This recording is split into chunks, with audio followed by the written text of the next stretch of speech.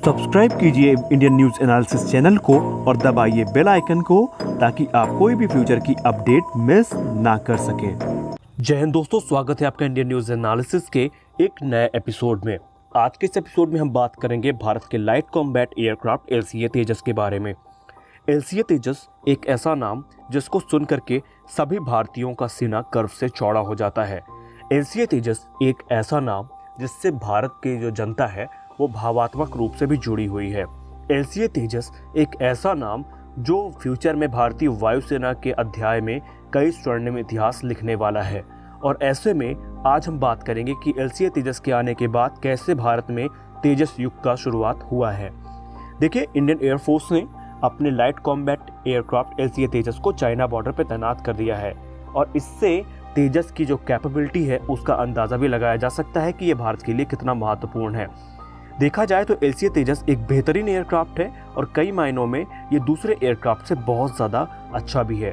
वहीं अब LCA तेजस के इस गौरवशाली इतिहास को फिल्मी पर्दे में उतारने के लिए कंगना रनौत की फिल्म LCA तेजस बहुत जल्द आने वाली है, जहां पर तेजस को लेकर के, तेजस की भूमिकाओं को लेकर के उस फिल्म में बात की जाएगी। चाहे हम बात करें पहले पर्दे की या फिर वास्तविकता की, तेजस ने हमेशा भारत को गर्व का विषय बनाया है।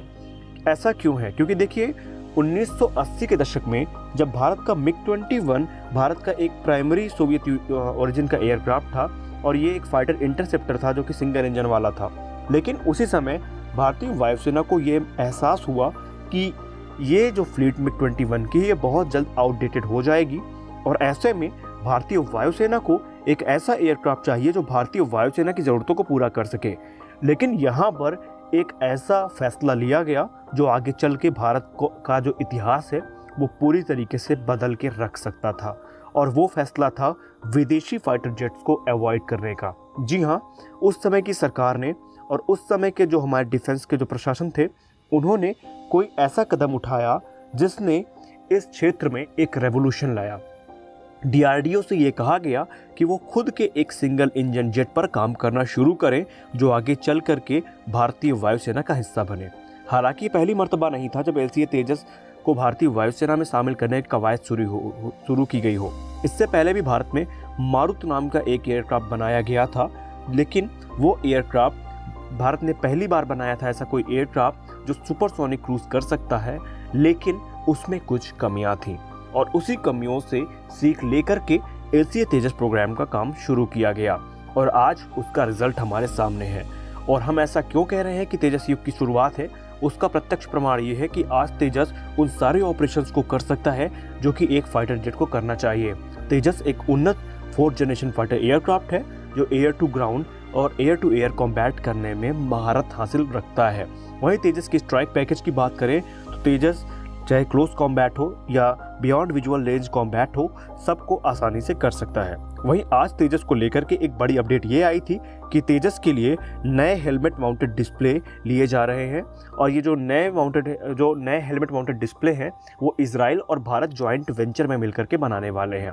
देखिए, इन नए हेलमेट माउंटेड डिस्प्ले का फ़ायदा ये होगा कि पायलट की जो सिचुएशनल अवेयरनेस है वो काफ़ी अच्छी होगी और पायलट को वो सारी ज़रूरी जानकारी जो कि एयर टू एयर कॉम्बैट के दौरान चाहिए होती है वो उसको उसके हेलमेट में ही मिल जाएगी।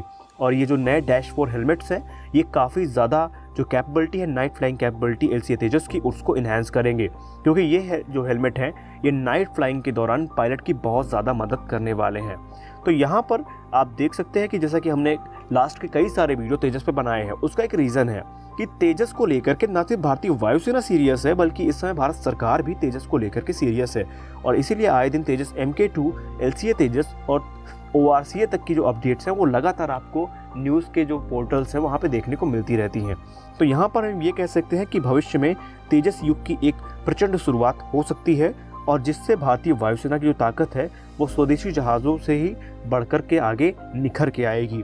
तो फिलहाल की अपडेट में बस इतना ही, मिलते हैं।